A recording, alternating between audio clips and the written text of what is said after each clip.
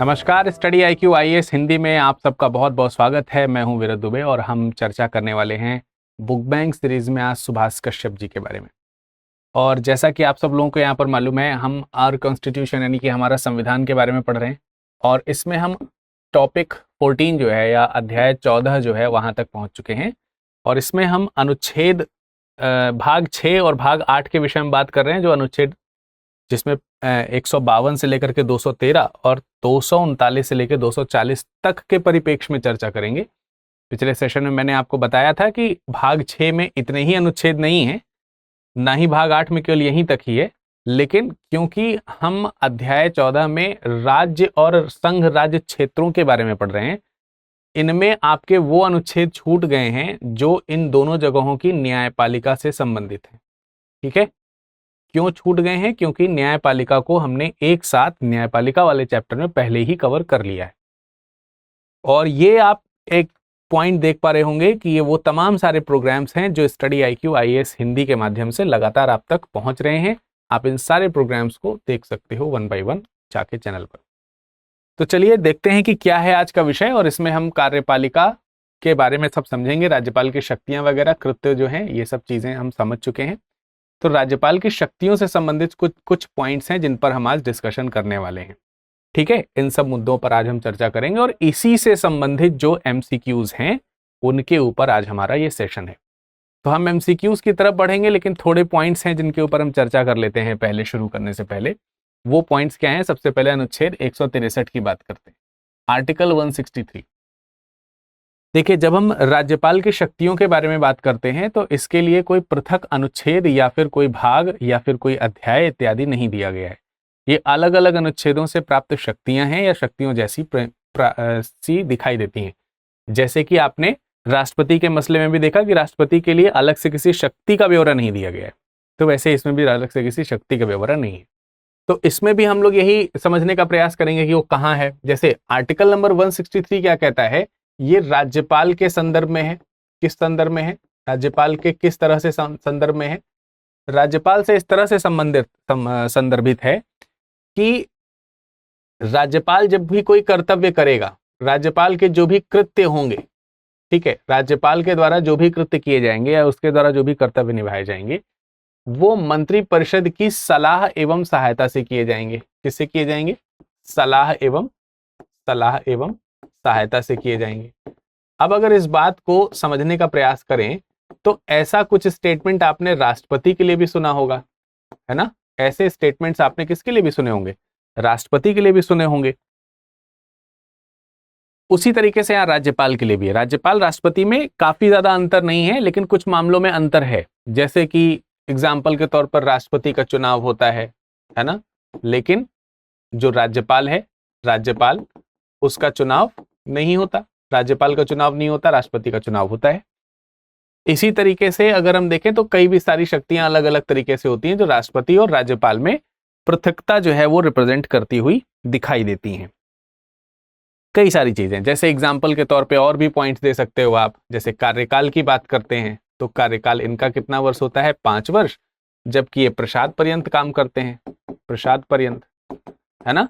कैसे प्रसाद पर्यंत? किसके प्रसाद पर्यंत? राष्ट्रपति के। सब पिछली बार पढ़ चुके हैं। राष्ट्रपति जो है इनके बारे में अगर देखा जाए तो इनके पास में इसकी तुलना में, राज्यपाल की तुलना में थोड़ी ज्यादा शक्तियां होती हैं। जैसे अगर हम कहें कि मृत्युदंड को क्षमा करने की शक्ति इनके पास है, इनके पास में नहीं है। ये मृत्युदंड की सजा को माफ नहीं कर सकते इत्यादि। ऐसे तमाम सारी चीजें। इसी प्रकार से एक पॉइंट यहां पर भी है कि राष्ट्रपति जो होता है वो बाध्य होता है। राष्ट्रपति जो है वो बाध्य है काउंसिल ऑफ मिनिस्टर यानी कि मंत्रिपरिषद की सलाह मानने के लिए। और ये बाध्यता आती है 42वें संविधान संशोधन द्वारा। अनुच्छेद 74 में इस प्रकार का संशोधन किया गया कि राष्ट्रपति महोदय जो है वो मंत्रिपरिषद की सलाह से कार्य करेंगे, यानी कि वो बाध्यता है, वहां पर सलाह एवं सहायता से कार्य करेंगे। लेकिन एक अंतर यहां पर भी देखने को मिलता है, जब हम आर्टिकल नंबर 163 को कंपेयर करते हैं आर्टिकल नंबर 74 से। दोनों में सेम बातें लिखी हैं, एक के लिए, एक में राष्ट्रपति के लिए लिखी है, एक में राज्यपाल के लिए लिखी है। लेकिन अनुच्छेद 74 में बाध्यता आती है 42वें संविधान संशोधन से। इसमें ऐसी कोई बाध्यता नहीं आई है, या फिर यूं कहें कि इस संशोधन का इस पर कोई प्रभाव नहीं पड़ा था तब। लेकिन फिर भी आमतौर पर राज्यपाल जो होते हैं वो राज्य की मंत्रिपरिषद की सलाह एवं सहायता से कार्य करते हैं। इसमें एक मामला आपको ध्यान रखना है जिसमें संजीवी बनाम मद्रास राज्य 1970 का है, जिसमें स्पष्ट किया गया है कि राज्यपाल भी अपने जो कार्य करेगा वो मंत्रिपरिषद की सलाह से ही करेगा। ठीक है, अब यहां पर जब बात आ गई कि राज्यपाल मंत्रिपरिषद की सलाह एवं सहायता से कार्य करेगा, तो इसका मतलब यह हो गया कि वो हर मामले में अपनी जो विवेक है उसका इस्तेमाल नहीं करेगा। मतलब मंत्रिपरिषद की सलाह से कार्य कर रहा है मंत्रिपरिषद, अब अगर मंत्रिपरिषद की सलाह से कार्य करता है तो ये विवेक तो जो है मंत्रिपरिषद का हुआ ना। क्या कोई ऐसे मामले में भी है जहां पर राज्यपाल अपनी स्वविवेकीय शक्ति यानी डिस्कशनरी पावर का इस्तेमाल कर सकता है? तो वो डिस्कशनरी पावर्स का इस्तेमाल कर सकता है। कई ऐसे मसले हैं जिन पर वो जो अपनी जो कह सकते हैं कि स्वविवेकी शक्तियां जो हैं उसका इस्तेमाल करता है। और वो स्वविवेकी शक्तियां कैसे हो सकती हैं? मान लेते हैं एक पल के लिए कि कोई नया मुख्यमंत्री है, नए चुनाव हुए हैं मान लेते हैं विधानसभा के, और उससे नए मुख्यमंत्री का चुनाव करना है या नए मुख्यमंत्री को अपॉइंट करना है, तो ये उसकी स्वविवेकी शक्ति से होगा। या फिर कभी ऐसा मसला आ जाए कि किसी को बहुमत ना मिला हो, स्पष्ट बहुमत ना मिला हो, तो यहां पर राज्यपाल अपनी स्वविवेकी शक्ति से किसी एक पक्ष के किसी एक व्यक्ति को अपनी सरकार बनाने के लिए न्योता दे सकता है, आमंत्रित कर सकता है। तो वो क्योंकि उस समय तो मुख्यमंत्री ही नहीं बना है, तो मंत्रिपरिषद ही नहीं है, तो फिर उससे बाध्यता नहीं रही, तो ये वाला काम उसका विवेकीय शक्ति का हो गया। इसके अलावा मान लेते हैं कि अगर उसे राष्ट्रपति को सलाह देनी है, राष्ट्रपति को क्या करनी है? सलाह देनी है किस बात की? कि हमें राज्य विधानमंडल जो है, या फिर हम कह सकते हैं कि राज्य में हम कह सकते हैं कि आपातकाल लगाना है, राज्य आपातकाल अगर उसे लगाना है और इसका रिकमेंडेशन देना है राष्ट्रपति को, तो इसके लिए उसको मंत्रिपरिषद से नहीं पूछना है, अपनी मर्जी से वो दे सकते हैं, ऐसा काम कर सकते हैं। इसके अलावा भी है कुछ पॉइंट्स, जैसे कि मान लेते हैं कि कोई भी मंत्रिपरिषद है या कोई भी मंत्रिमंडल है, उसने बहुमत खो दिया है। उसने क्या कर दिया है? बहुमत खो दिया है। लेकिन मंत्रिपरिषद बहुमत खोने के बावजूद भी अपना रिजाइन नहीं कर रही है, यानी कि अपना को छोड़ नहीं रही है, तो ऐसे में इस मंत्रिपरिषद को बर्खास्त करने की शक्ति भी इनके पास है। सिमिलरली अगर किसी भी मान लेते हैं कुछ ऐसी चीजें हो गई हैं जिसमें मुख्यमंत्री को अपना रिजाइन कर देना चाहिए, तो वो नहीं करने की शक्ति भी इनके पास में है कि ऐसे समय में उसको वो रिजाइन करने के लिए बोल सकते हैं या उसे हटा सकते हैं। तो इस तरीके की कुछ शक्तियां हैं जो स्वविवेकी शक्तियों के अंतर्गत राज्यपाल के लिए आती हैं। अनुच्छेद 154 की बात करते हैं तो राज्य की कार्यपालिका की शक्ति के बारे में बताता है, और अनुच्छेद 154 राज्य की कार्यपालिका की शक्ति में ये बताता है कि ये शक्तियां किसके पास हैं? राज्यपाल में निहित हैं, और राज्यपाल इन शक्तियों का प्रयोग किनके माध्यम से करता है? स्वयं करता है, या फिर इनके लिए जो कॉन्स्टिट्यूशनली सबऑर्डिनेटेड जो ऑफिसर्स हैं उनके माध्यम से करवाता है। मतलब संवैधानिक रूप से जो अधीनस्थ अधिकारी हैं उनके सहायता से ये इस कार्यपालिका की शक्ति का प्रयोग करते हैं, या फिर स्वयं इस कार्यपालिका की शक्ति का प्रयोग करते हैं। ठीक है, तो काफी हद तक चीजें जो है आपको राज्यपाल की राष्ट्रपति की तरह ही दिखाई दे रही हैं। तो यही सब है जो राष्ट्रपति के पावर्स में आती है, राज्यपाल के पावर्स में आती हैं। ओवरऑल राज्यपाल के पावर्स को भी हम कई तरीके से डिवाइड कर सकते हैं, जैसे कि उसकी वित्तीय शक्तियां क्या हैं, जैसे कि उसकी विधायी शक्तियां क्या हैं, जैसे कि उसकी न्यायिक शक्तियां क्या हैं, जैसे कि उसकी स्वविवेकीय शक्तियां क्या हैं। ठीक है, ऐसी शक्तियां जो हैं अलग अलग तरीके से हम डिवाइड कर सकते हैं। जैसे कि ये कह सकते हैं कि कार्यपालिका से संबंधित उसकी क्या शक्ति है, कार्यपालिका से संबंधित क्या शक्तियां हैं। इस तरीके से अलग अलग शक्तियों में इसको डिवाइड किया सकता है। तो इन सब पावर्स के बारे में हम लोग एमसीक्यूज के माध्यम से ही जानेंगे। तो चलिए शुरुआत करते हैं एमसीक्यू की। सबसे पहला है आपके पास में, किसी राज्य के राज्यपाल द्वारा जारी ऑर्डिनेंस का अनुमोदन होना आवश्यक है। 4 ऑप्शंस लिखे हुए हैं आपके सामने। किसी राज्य के राज्यपाल द्वारा जारी ऑर्डिनेंस का अनुमोदन होना आवश्यक है। 4 ऑप्शंस हैं, राष्ट्रपति द्वारा, राज्य की विधायिका द्वारा, राज्य के मंत्रियों की काउंसिल द्वारा, या उपयुक्त में से कोई नहीं। तो जल्दी से बता सकते हैं आप, कमेंट सेक्शन में कमेंट करके बताइए इस प्रश्न का सही उत्तर क्या होगा। इस प्रश्न का सही उत्तर क्या होगा? और हमें यह भी बताइए कि राज्यपाल द्वारा जो ऑर्डिनेंस जारी किया जाता है इसके बारे में कौन सा अनुच्छेद बताता है, अनुच्छेद, किस अनुच्छेद में इसका वर्णन किया गया है, जल्दी से बताइए। कमेंट सेक्शन में कमेंट करके बताएंगे सभी लोग ABCD लिख करके। देखिए ऑर्डिनेंस के बारे में अनुच्छेद 213 है। आर्टिकल कौन सा है? अनुच्छेद 213। ऑर्डिनेंस को बोलते हैं अध्यादेश। क्या बोलते हैं? अध्यादेश। अध्यादेश का मतलब हो गया जो सबसे बड़ा आदेश हो, अध्यादेश। ठीक है, तो अध्यादेश किन परिस्थितियों में दिया जाता है? जिन परिस्थितियों में जो विधानमंडल है यदि अगर वो शांत है, मतलब जिस समय में वो काम नहीं कर रहा है, जिस समय उससे काम नहीं लिया जा सकता है, उस समय अगर किसी नियम या कानून, ठीक है, नियम या कानून आदि की आवश्यकता पड़ जाए तो वो अध्यादेश के माध्यम से राज्यपाल राज्य के लिए जारी कर सकता है। ठीक है, और इसके सारे प्रावधान उसी तरीके से हैं जैसे राष्ट्रपति के हैं, बस एक चीज है कि इसे राष्ट्रपति से परमिशन लेनी पड़ती है। सो सिंपली ये अध्यादेश जारी करने की शक्ति जो है वो अनुच्छेद 213 में दी है। अब पूछा जा रहा है किसी राज्य के राज्यपाल द्वारा जारी जो विधेयक है, जो अध्यादेश है, उसका अनुमोदन होना चाहिए। अनुमोदन होना चाहिए, आवश्यक है। किसके द्वारा अनुमोदन होगा? राष्ट्रपति द्वारा होगा, राज्य की विधायिका द्वारा होगा, या फिर राज्य के मंत्रियों की काउंसिल द्वारा यानी मंत्रिपरिषद द्वारा, या फिर उपयुक्त में से कोई नहीं। तो देखिए ये अनुमोदन होता है राज्य की विधायिका द्वारा। सिंपल सी बात है, ये उस परिस्थिति में बनाया गया आदेश है जिस परिस्थिति में ये जो विधानमंडल कार्य नहीं कर रहा था। पर जब भी विधानमंडल बैठेगा तो सबसे पहले जिस विषय पर चर्चा होगी वो विषय क्या होगा? ऑर्डिनेंस ही होगा, अध्यादेश ही होगा।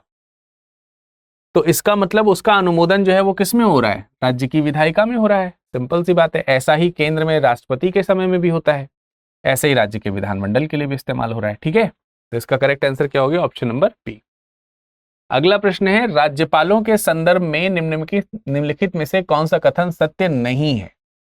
कौन सा क्वेश्चन, कौन सा आंसर ऐसा है जो इसमें से सही नहीं है राज्यपालों के संदर्भ में? वह राज्य की विधायिका का अंग है, वह मृत्युदंड को क्षमा कर सकता है, वह राज्य के उच्च न्यायालय के न्यायाधीशों की नियुक्ति नहीं कर सकता, उसके पास आपातकालीन शक्तियां नहीं है। तो जल्दी से बताइए इस प्रश्न का सही उत्तर क्या होगा? इस प्रश्न का सही उत्तर क्या होगा? मृत्युदंड को क्षमा कर सकता है या नहीं? जल्दी से बताइए, जल्दी से बताइए इस क्वेश्चन का करेक्ट आंसर क्या होगा? तो देखिए यहां पर क्या है, राज्यपालों के संदर्भ में निम्नलिखित में से कौन सा कथन सत्य नहीं है? वह राज्य की विधायिका का अंग होता है। बिल्कुल सही बात है। ये राज्यपाल जो होते हैं वो राज्य की विधायिका का अंग होते हैं। राज्य की विधायिका कम से कम उस राज्य के राज्यपाल और विधानसभा से मिलकर के बनेगी। तो ये कथन तो जो सत्य नहीं है वाला पूछा जा रहा है, तो ये तो सही है। वह मृत्युदंड को क्षमा कर सकता है, तो यहां पर ये वाला ऑप्शन गलत है। मृत्युदंड को क्षमा करने की शक्ति जो होती है वो केवल राष्ट्रपति को होती है। किसको होती है? राष्ट्रपति को। बाकी जो क्षमादान की शक्तियां हैं राष्ट्रपति की, उसी तरीके से इनकी भी क्षमादान की शक्तियां हैं। जैसे कि किसी भी कह सकते हैं कि जो सजा का निरसन करना या संक्षिप्तीकरण करना या लघुकरण करना, ये सारी चीजें जो हैं उसमें भी लागू होती हैं। राष्ट्रपति के पास भी है पावर्स, ये राज्यपाल के पास भी है। लेकिन राष्ट्रपति के पास में क्षमादान की भी शक्ति है। राष्ट्रपति के पास में क्षमादान की शक्ति है। किस चीज की? मृत्युदंड के, मृत्युदंड के क्षमादान की शक्ति है। लेकिन इनके पास ये क्षमादान की शक्ति ये वाली नहीं है कि वो किसी के मृत्युदंड को माफ कर सके। तो इसके लिए मामला जो है राष्ट्रपति तक जाएगा। तो जब यही गलत मिल गया तो ऑप्शन नंबर बी हमारा सही हो गया। ठीक है, बाकी सही है। वह राज्य के उच्च न्यायालय के न्यायाधीशों की नियुक्ति नहीं कर सकता, बिल्कुल कर सकता है। हाँ, राज्य के उच्च न्यायालय के न्यायाधीशों की नियुक्ति नहीं कर सकता, ये भी सही है। उसके पास आपातकालीन शक्तियां नहीं है, ऐसी कोई आपातकालीन शक्तियां इनके पास तो है नहीं। तो सिंपल सी बात यहां पर यह है कि राज्य की विधायिका का अंग होता है, और ये वाला स्टेटमेंट जो है ये बिल्कुल सही है, ये वाला स्टेटमेंट गलत है, बाकी सारे ठीक है। भारतीय संविधान के अनुसार राज्यों की विधायिका में सम्मिलित है। भारतीय संविधान के अनुसार राज्यों की विधायिका में सम्मिलित है। तो राज्यों की विधायिका में क्या सम्मिलित है? विधान परिषद एवं राज्यपाल, विधानसभा एवं विधान परिषद, विधानसभा एवं राज्यपाल, और राज्यपाल, विधानसभा, विधान परिषद जहां इसका अस्तित्व है। तो देखिए अलग तरीके से पूछा गया है। जैसे अगर हम केंद्र से इसकी तुलना करते हैं तो हमें क्या पता चलता है? केंद्र में एक होती है संसद, और संसद में होता है लोकसभा, और एक होता है राज्यसभा। और एक होता है राष्ट्रपति। तो संसद में लोकसभा, राज्यसभा और राष्ट्रपति, इनको मिलाकर के ही क्या बनता है? केंद्रीय विधानमंडल बनता है, केंद्रीय विधानमंडल। इसी तरीके से राज्य का विधानमंडल भी बनता है। तो राज्य का जो विधानमंडल होता है, प्रत्येक राज्य में एक विधानसभा होगी। क्या होगी? एक, प्रत्येक राज्य में एक विधानसभा। इसके साथ में राज्यपाल, राज्यपाल और विधानसभा को मिलाए बगैर तो कोई राज्य का विधानमंडल हो ही नहीं सकता। परंतु कुछ राज्य ऐसे हैं जिसमें विधान परिषद भी है। तो जहां पे विधान परिषद है, जहां इसका अस्तित्व है, उस राज्य में एक और चीज आ जाएगी, वो आ जाएगी विधान परिषद। ठीक है, तो इस तरीके से गठन होगा। तो यहां पे क्या लिखा है? विधान परिषद एवं राज्यपाल। तो केवल विधान परिषद और राज्यपाल से तो कोई विधानमंडल बनेगा नहीं, ये तो गलत है। विधानसभा एवं विधान परिषद, तो इसमें तो राज्यपाल नहीं है, तो ये भी गलत हो गया। विधानसभा एवं राज्यपाल, ये विधानसभा एवं राज्यपाल हो सकता है, लेकिन इसमें बात अधूरी है कि अगर किसी जगह पर विधानसभा के साथ साथ विधान परिषद भी है तो क्या होगा? तो उससे अच्छा स्पष्ट आंसर यहां पर लिखा है। अगर ये ना लिखा होता तो उस केस में शायद ये वाला आंसर सही हो जाता, लेकिन अभी क्या है कि विधानसभा, राज्यपाल और विधान परिषद जहां इसका अस्तित्व है, तो ये वाला ऑप्शन इसमें सही होगा। तो option number D correct answer है। ठीक है, चलिए अगला प्रश्न है, निम्नलिखित में से कौन सी किसी राज्य के राज्यपाल को दी गई विवेकाधीन शक्तियां हैं? कौन सी किसी राज्य के राज्यपाल को दी गई विवेकाधीन शक्तियां हैं, यानी राज्यपाल की डिस्क्रिशनरी पावर, इनमें से कौन सी पूछा है? भारत के राष्ट्रपति को राष्ट्रपति शासन अधिरोपित करने के लिए रिपोर्ट भेजना। बिल्कुल सही बात है। भारत के राष्ट्रपति को राष्ट्रपति शासन अधिरोपित करने के लिए, यानी राज्य में आपातकाल लगाने का रिकमेंडेशन देने की शक्ति जो है वो राज्यपाल की विवेकाधीन शक्ति है। इसके लिए काउंसिल ऑफ मिनिस्टर जो है उसकी सलाह लेने की जरूरत नहीं है। फिर बात करते हैं मंत्रियों की नियुक्ति करना, क्या ये डिस्क्रिशनरी पावर है? तो ये उसकी डिस्क्रिशनरी, पूछा गया कि विवेकाधीन शक्तियां हैं, ठीक है, कौन सी राज्यपाल की विवेकाधीन शक्तियां? तो ये वाली तो है। मंत्रियों की नियुक्ति कैसे करता है? मंत्रियों की नियुक्ति राज्यपाल मुख्यमंत्री से पूछ के करता है ना, ठीक है। पहले मुख्यमंत्री को अपॉइंट करेगा और मुख्यमंत्री की सलाह पर अन्य मंत्रियों की नियुक्ति होती है, तो ये तो इसकी डिस्क्रिशनरी पावर नहीं हुई। राज्य विधानमंडल द्वारा पारित कतिपय विधेयकों को भारत के राष्ट्रपति के विचार के लिए आरक्षित करना और राज्य सरकार के कार्य संचालन के लिए नियम बनाना। तो राज्य सरकार के कार्य संचालन के लिए नियम बनाने की शक्ति तो इनकी होती नहीं है, तो ये भी इनकी स्वयं की शक्ति नहीं रही। स्वाभाविक सी बात है, कौन कौन सा सही हो गया? पहला और तीसरा। अब पहला और तीसरा जो है वो सही कहां है? ऑप्शन नंबर ए में। तो करेक्ट आंसर क्या हो जाएगा आपका? Option number A. ठीक है, करेक्ट आंसर क्या हो गया? Option number A. तो यहां पर एक शब्द लिखा हुआ है कतिपय। कतिपय का मतलब सारे नहीं, कुछ एक। कतिपय मतलब कुछ एक। तो राज्य विधानमंडल द्वारा पारित, यानी कि जो राज्य की विधानसभा या विधान परिषद से पारित कुछ ऐसे विधेयक हैं जिनको भारत के राष्ट्रपति के विचार के लिए आरक्षित रख सकता है, और इसको आरक्षित रखने के लिए मंत्रिपरिषद की सलाह की आवश्यकता नहीं है, और वैसे भी विधेयक को पारित करने के लिए मंत्रिपरिषद की सलाह थोड़ी लेगा। सिंपल सी बात है। तो ये पॉइंट आपको ध्यान रखना है कि तीसरा वाला भी सही है और पहला वाला भी सही है, इसकी स्वविवेकी शक्तियों के अधीन आती है। अगला लिखा है, जब एक ही व्यक्ति को 2 या 2 से अधिक राज्यों का राज्यपाल नियुक्त कर दिया जाता है तो उस राज्यपाल को संदेह, उपलब्धियां और भत्ते कैसे होंगे? राज्यपाल की व्यक्त इच्छा के अनुसार। भाई आपको मालूम है कि एक जो राज्यपाल होता है वो एक से अधिक राज्य या फिर एक से अधिक राज्यों के लिए वो राज्यपाल बन सकता है। एक या एक से अधिक राज्यों, संयुक्त रूप से राज्यपाल बन सकता है। अब राज्यपाल का वेतन 3,50,000, तो 2 राज्यों का हो गया तो क्या हो गया? 7 लाख वेतन हो जाएगा, ऐसा हो जाएगा क्या? नहीं। तो राज्यपाल अपनी व्यक्त इच्छा अनुसार क्या वेतन लेगा? नहीं। राष्ट्रपति के निर्णय अनुसार, राष्ट्रपति निर्णय नहीं करेगा, गृह मंत्रालय के निर्णय अनुसार नहीं, उन राज्यों के बीच ऐसे अनुपात में आवंटित किया जाएगा जैसा राष्ट्रपति आदेश द्वारा अवधारित करें। तो देखिए, राष्ट्रपति का निर्णय ऐसा नहीं है कि राष्ट्रपति अपनी मर्जी से, अब आप सोच रहे होंगे कि सर ये तो मामला यही होगा कि राष्ट्रपति के निर्णय द्वारा ही किया जा रहा है। राष्ट्रपति का निर्णय और जो लास्ट वाला ऑप्शन में लिखा है उसमें अंतर यह है कि राष्ट्रपति भी जो निर्णय लेगा वो निर्णय किन राज्यों में वो राज्यपाल बना है उसके अनुपात के आधार पर भी वो करेगा। ऐसा नहीं कि अपनी मर्जी से ही कर दे कि भाई हमारी मर्जी लग रही कि इतना दे दिया जाए, ऐसा नहीं। तो राष्ट्रपति के निर्णय से वेतन तो उतना ही रहेगा, लेकिन वो वेतन उन राज्यों में कितना आवंटित होगा, उसका बंटवारा किस प्रकार से होगा। ऐसे मान लेते हैं कि 4 लाख है, तो ये 2-2 लाख देंगे या 3 लाख और 1 लाख देंगे, ऐसे करके अनुपात जो है वो डिसाइड करेंगे राष्ट्रपति। ठीक है, तो उन राज्यों के बीच ऐसे अनुपात में आवंटित किया जाएगा जैसा राष्ट्रपति आदेश द्वारा अवधारित करते हैं। तो करेक्ट आंसर क्या हो गया? Option number D. भारत के एक राज्य के राज्यपाल से संबंधित निम्नलिखित कथनों पर ध्यान दीजिए।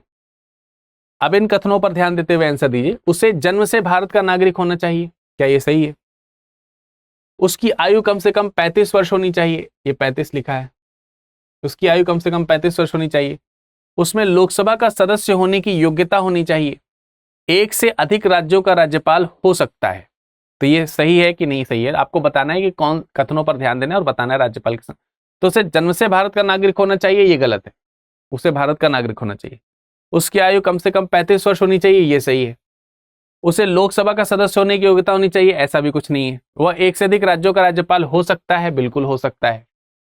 तो ये 2 स्टेटमेंट सही दिख रहे हैं हमको, दूसरा और चौथा। और दूसरा और चौथा हमको सही कहां दिख रहा है? ऑप्शन नंबर डी में। तो करेक्ट आंसर इसका क्या हो गया? Option number D. ठीक है, अगला पूछा गया है, किसी भारतीय राज्य के राज्यपाल से संबंधित लिखित कथनों में कौन सा कथन सत्य नहीं है? राज्यपाल से संबंधित लिखित कथनों में कौन सा कथन सत्य नहीं है, ये बताना है। चलिए बताइए। लिखा है वह भारत के राष्ट्रपति द्वारा नियुक्त होता है, बिल्कुल सही बात है। राज्यपाल जो है वो किसके द्वारा नियुक्त होता है? भारत के राष्ट्रपति द्वारा। एक से अधिक राज्यों का राज्यपाल हो सकता है, बिल्कुल हो सकता है। 5 वर्ष तक पद पर रह सकता है, बिल्कुल रह सकता है। यदि संबंधित राज्य की व्यवस्थापिका उसे पद से हटाए जाने का प्रस्ताव पारित करती है तो पदावधि से पूर्व ही मुक्त किया जा सकता है।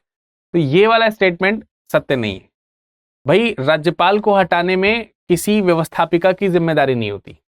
किसकी जिम्मेदारी होती है? व्यवस्थापिका की जिम्मेदारी नहीं होती है। ये जिम्मेदारी तो सीधा राष्ट्रपति जो है, राष्ट्रपति के प्रसाद पर्यंत कार्य करता है। तो राष्ट्रपति के प्रसाद पर्यंत कार्य किया तो उसके विधायकी की कोई जरूरत नहीं। वैसे भी राज्यपाल को हटाने के लिए संविधान में कहीं इसका वर्णन नहीं किया गया है। तो करेक्ट आंसर क्या हो गया? डी हो गया। आगे लिखा है भारतीय संविधान के इस अनुच्छेद के तहत राज्यपाल को विधानमंडल के विश्रांत काल में अध्यादेश पारित करने की शक्ति प्राप्त है। अब बताइए, अभी थोड़ी देर पहले ही बताया था मैंने आपको, राज्यपाल के पास में अध्यादेश प्रख्यापित करने की शक्ति जो है वो किस अनुच्छेद से मिलती है। और अध्यादेश के बारे में मैंने भी सारे पॉइंट्स आपको बताए। तो जल्दी से बताइए भाई, इस क्वेश्चन का करेक्ट आंसर क्या होगा? ये तो आपको मालूम ही है। इस क्वेश्चन का करेक्ट आंसर हो जाएगा ऑप्शन नंबर डी, 213। तो आर्टिकल 213। अच्छा देखिए कितना मिलता जुलता है। 123 जो है ये राष्ट्रपति के द्वारा अध्यादेश जारी करने की शक्ति बताता है, और अनुच्छेद 213 जो है ये किसके लिए अध्यादेश जारी करने की शक्ति बताता है? राज्यपाल के लिए, ठीक है। तो दोनों में अंतर है यहां पर। अगला है, भारत के किसी राज्य की विधानसभा के संदर्भ में लिखित कथनों पर विचार कीजिए। वर्ष के प्रथम सत्र के प्रारंभ में राज्यपाल सदन के सदस्यों के लिए रूढ़िगत संबोधन करता है। क्या ये स्टेटमेंट सही है कि नहीं? मतलब क्या कहा गया, जब भी कोई नई विधानसभा बनी, तो इसमें पूछा गया है वर्ष के, अच्छा ये नई विधानसभा के इतर है। अच्छा देखिए, नई विधानसभा का जब गठन होता है तो जो उसकी पहली बैठक होती है, उस पहली बैठक के लिए भी वो संबोधन करता है। कौन? राज्यपाल। लेकिन यहां क्या कहा गया? वर्ष के प्रथम सत्र के प्रारंभ में राज्यपाल, वर्ष के प्रथम सत्र के प्रारंभ। जैसे कि आपने देखा कि बजट सेशन होता है, मानसून सेशन होता है, ग्रीष्मकालीन शीतकालीन सेशन होते हैं, ऐसे होते हैं ना। तो वैसे ही यहां पर वर्ष का जो प्रथम सत्र होता है वो होता है बजट सत्र, बजट सत्र आप जिसको बोलते हैं, बजट सेशन। तो वर्ष के प्रथम सत्र के प्रारंभ में राज्यपाल सदन के सदस्यों के लिए रूढ़िगत संबोधन करता है। रूढ़िगत मतलब परंपरागत तरीके से, ये परंपरा है, ऐसा चीज परंपरा से चली आ रही है। तो ये रूढ़िगत संबोधन यानी परंपरागत संबोधन करता है, ये बात बिल्कुल सही है। जब किसी विशिष्ट विषय पर राज्य विधानमंडल के पास कोई नियम नहीं होता तो उस विषय पर वह लोकसभा के नियम का पालन करता है। आप बताइए ये सही है कि नहीं? तो ऐसा कुछ नहीं होता है कि लोकसभा के बनाए गए नियमों का वो पालन करने लगे। तो यहाँ पे करेक्ट आंसर क्या हो गया? ऑप्शन नंबर ए, केवल एक वाला स्टेटमेंट सही है। ठीक है, यानी वो रूढ़िवादी तरीके से, क्या कह सकते हैं, परंपरागत तरीके से संबोधन करता है। किन मामलों में राज्यपाल को अपनी बुद्धि या विवेक का इस्तेमाल नहीं कर सकता? किन मामलों में राज्यपाल जो है वो अपनी बुद्धि का इस्तेमाल नहीं कर सकता, विवेक का इस्तेमाल नहीं कर सकता, यानी स्वविवेकी शक्ति का प्रयोग किन मामलों में नहीं कर सकता है? नए मुख्यमंत्री की नियुक्ति में बिल्कुल कर सकता है। भाई विधानसभा के चुनाव हुए हैं, मुख्यमंत्री भी कोई बना नहीं है, अगर स्पष्ट बहुमत प्राप्त है तो जिसे प्राप्त है उसे मुख्यमंत्री बना देगा। स्पष्ट बहुमत प्राप्त नहीं है तो 3 लोग अगर हैं तो तीनों में से किसी को भी, जिसको उसे लगता है, ऐसा नहीं कि इसके ज्यादा वोट आए तो वो इसको ही कहेगा कि तो अपनी सरकार बनाओ, उसे लगता है कि इसके वोट ज्यादा जरूर आए लेकिन ये सरकार बनाने में सक्षम है क्योंकि इनको दिख रहा है ऐसा समीकरण कि ये दोनों मिलकर के सरकार बना सकते हो, तो हो सकता है इनको दे दे, इनको ना दे मौका। तो ये भी पॉइंट है, तो आपको ध्यान रखना है कि ये इस मामले में स्वतंत्र है, इससे किसी से पूछना पाछा नहीं। तो मुख्यमंत्री की नियुक्ति में ऐसा कर सकता है। मंत्रिमंडल की बर्खास्तगी, स्वविवेक का इस्तेमाल कहां नहीं कर सकता, कहां नहीं कर सकता है पूछा जा रहा है। तो मंत्रिमंडल की बर्खास्तगी है राष्ट्रपति शासन लागू करने की सलाह राष्ट्रपति को देने की स्थिति, बहुमत का समर्थन गंवाने वाले मुख्यमंत्री की सलाह पर विधानसभा का विघटन।